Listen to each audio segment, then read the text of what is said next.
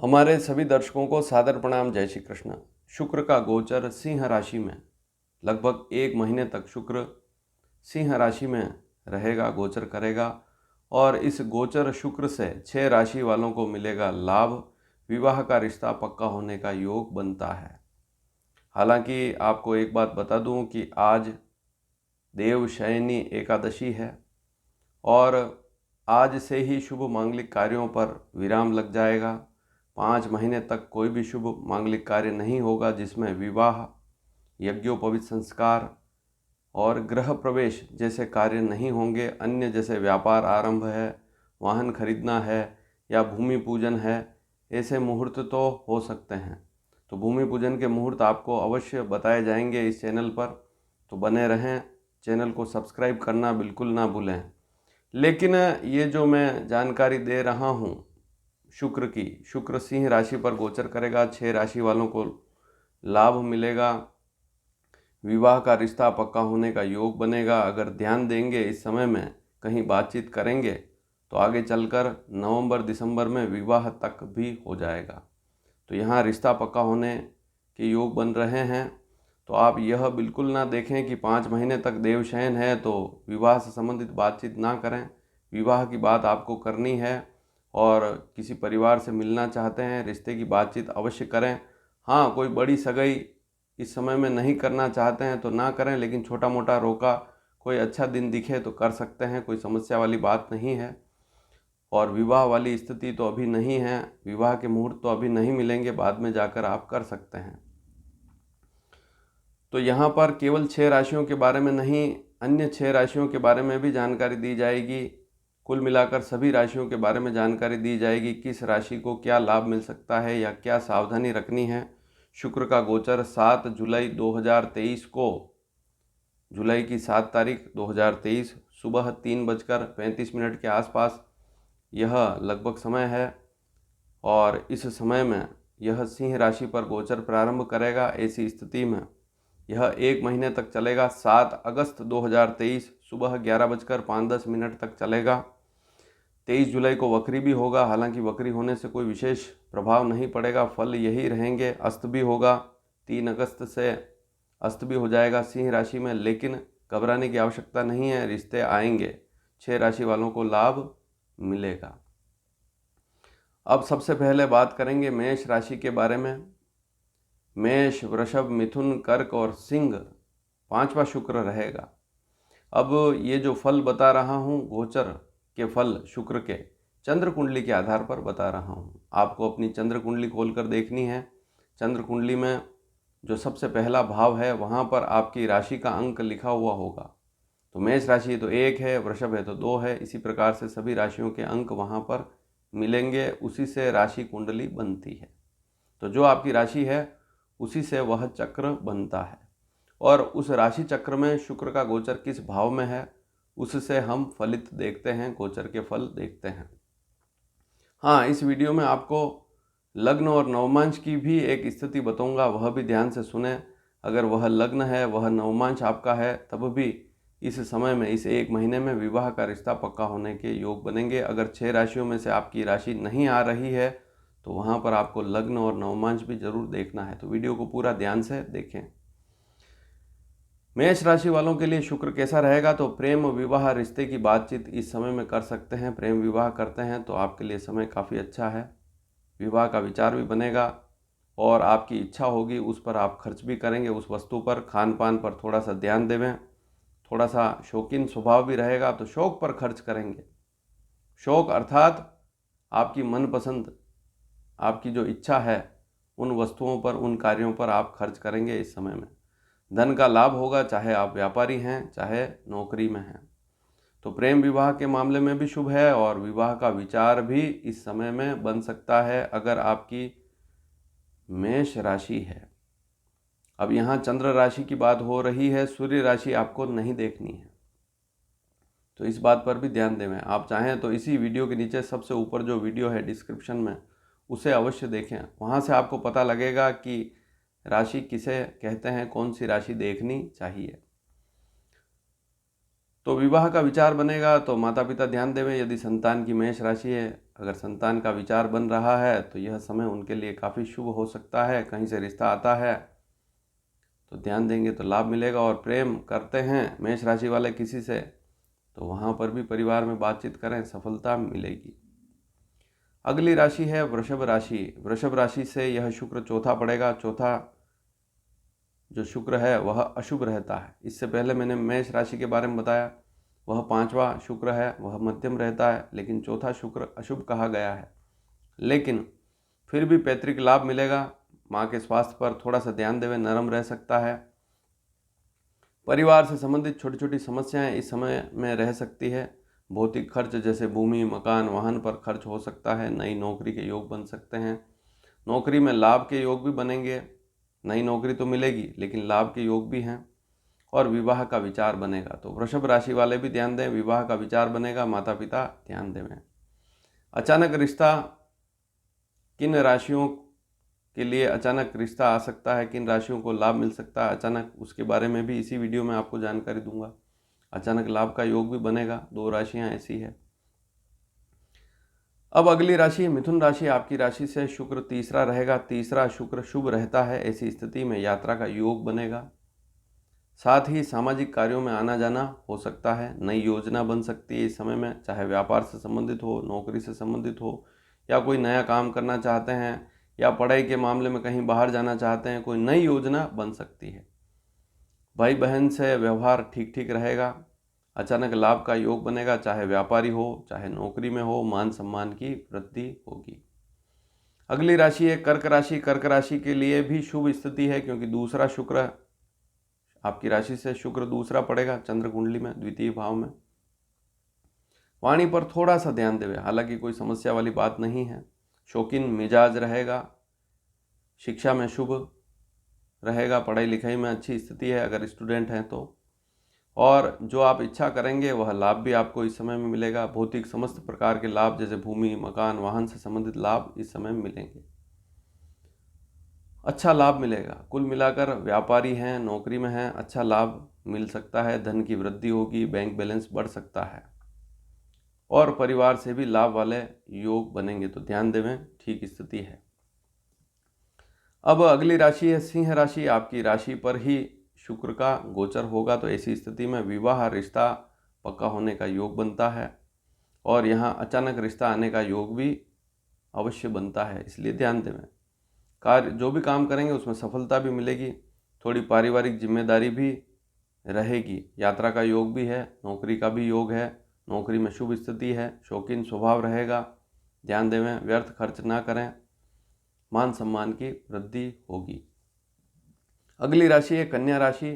12वां शुक्र रहेगा। आपकी राशि से अशुभ होता है वैसे तो, लेकिन बाहरी स्थानों पर नौकरी का योग बन सकता है। यात्रा कर रहे हैं तो थोड़ी सी सावधानी रखें। भौतिक खर्च हो सकते हैं, भूमि, मकान, वाहन या अन्य कोई सामान खरीदना, व्यर्थ खर्च भी हो सकते हैं, इसलिए ध्यान देवें। स्वास्थ्य थोड़ा सा नरम रह सकता है। दूर यात्रा का योग मैंने बता दिया, विदेश यात्रा, दूर यात्रा का योग बन सकता है।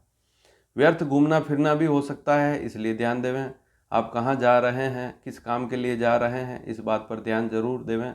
अन्यथा व्यर्थ दौड़ भाग में धन खर्च भी होगा, समय भी बर्बाद हो सकता है। तो धन का व्यर्थ खर्च ना करें, इस बात पर ध्यान देवें। तुला राशि। तुला राशि वालों के लिए यह शुक्र 11वां रहेगा। ऐसी स्थिति में अगर आपकी तुला राशि है, जन्म की राशि, चाहे स्त्री हो पुरुष, ये सभी के लिए यह वीडियो, किसी भी आयु के हैं आप सभी के लिए। केवल विवाह के बारे में जानकारी नहीं मिल रही है, अन्य सभी जानकारियां मिल रही है। तो संतान से भी लाभ मिलेगा, शिक्षा में भी लाभ, पैतृक लाभ भी आपको मिलेंगे, क्योंकि शुभ है। 11वां शुक्र शुभ होता है, तुला राशि वालों को लाभ मिलेगा। जो भी काम कर रहे हैं उसमें शुभ स्थिति रहेगी। पुराना कोई बकाया किसी से पैसा मांगते हैं तो इस समय में मिल सकता है, लाभ मिलेगा। और आमदनी बहुत अच्छी रहेगी। व्यापारी, नौकरी, कुल मिलाकर आमदनी के मामले में बहुत अच्छा, क्योंकि 11वां शुक्र है। सबसे बड़ी बात, विवाह का विचार बनेगा। प्रेम विवाह से संबंधित मामलों में भी लाभ का योग बनेगा। तो संतान की तुला राशि है और विवाह का विचार बन रहा है, तो माता पिता ध्यान देवें।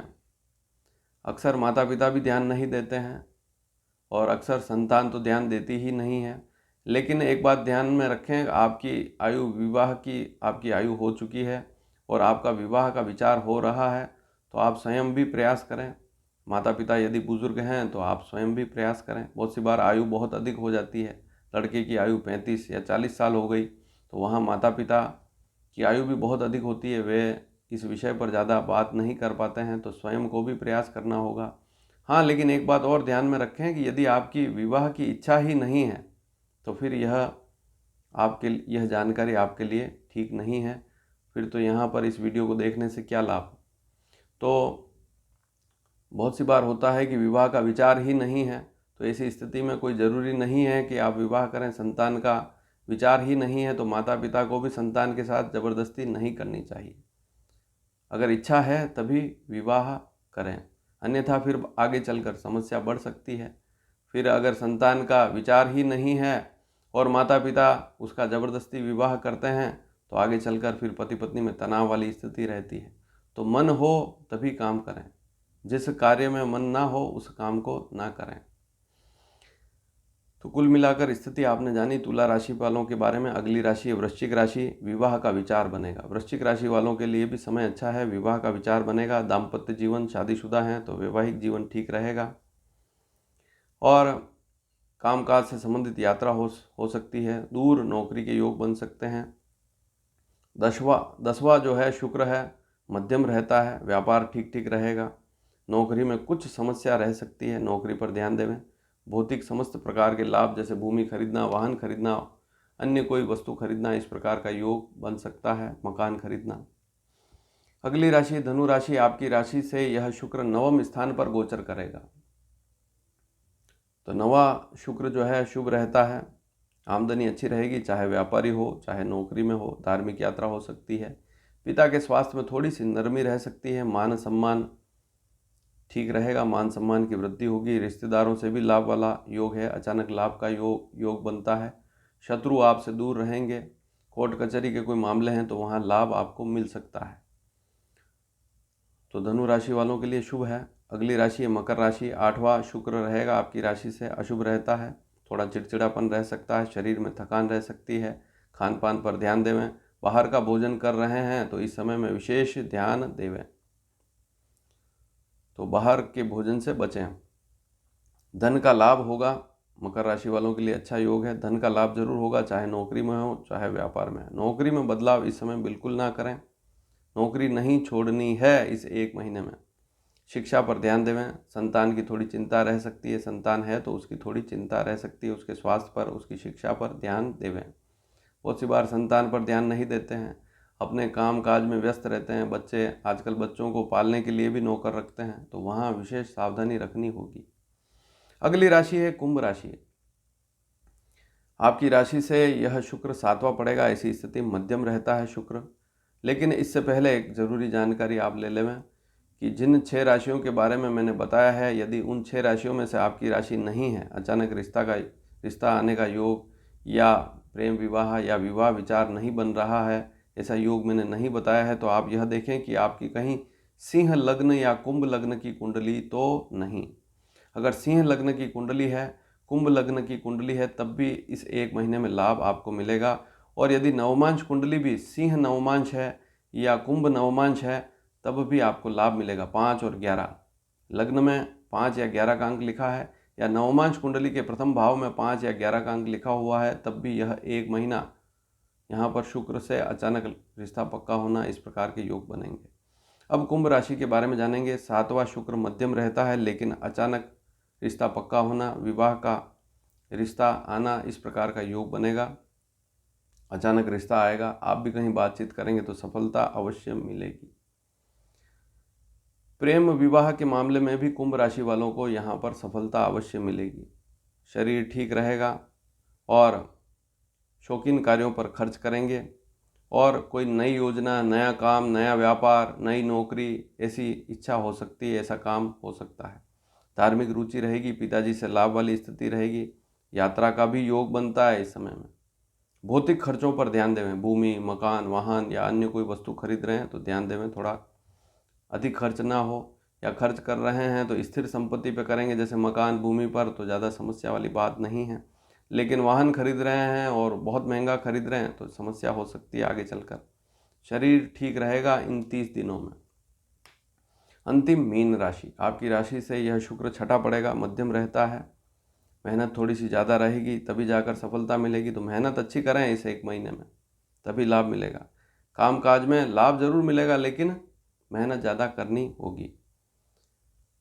भाई बहन से बातचीत कर रहे हैं तो थोड़ी सी सावधानी रखें इस 1 महीने में। भाई बहनों से थोड़ी बातचीत में सावधानी रखें। खर्च का योग भी बनता है, यात्रा का योग भी है।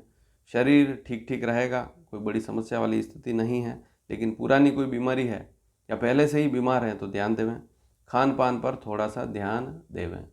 तो आपने शुक्र के बारे में जाना। शुक्र का गोचर 1 महीने तक रहेगा, जुलाई से अगस्त तक मैंने जो तारीख बताई है। इसमें अस्त भी होगा कुछ समय के लिए, ज़्यादा समय नहीं है, वक्री भी होगा, लेकिन इसके फल लगभग ऐसे ही मिलेंगे। गोचर की यह स्थिति, 2 राशियां मैंने ऐसी बताई उनको अचानक लाभ मिलेगा, 4 राशियां ऐसी हैं उनको भी विवाह के मामले में लाभ मिलेगा। तो ध्यान देंगे तो सफलता मिलेगी, ध्यान नहीं देंगे तो 1 महीना ऐसे ही निकल जाएगा। कुंडली का 7वां भाव बहुत कमज़ोर स्थिति में है तो फिर ये जो योग हैं निकलते रहते हैं और शादी होती ही नहीं है। किसी लड़के या लड़की की आयु अगर 35 साल 40 साल हो गई, अभी तक विवाह नहीं हुआ, तो गोचर की तो ऐसी अनेक स्थितियां आती रहती है। लेकिन इसके बाद भी योग क्यों नहीं बने? क्योंकि उनकी कुंडली में ही कहीं न कहीं दोष है, या 7वां भाव कमज़ोर स्थिति में है, या पहले उनकी इच्छा नहीं थी विवाह करने की किसी ग्रह के दोष के कारण, और अब मान लीजिए इच्छा हो भी गई है, लेकिन एक अधिक आयु जब हो जाती है तो वहाँ रिश्ते उतने अच्छे नहीं आते हैं।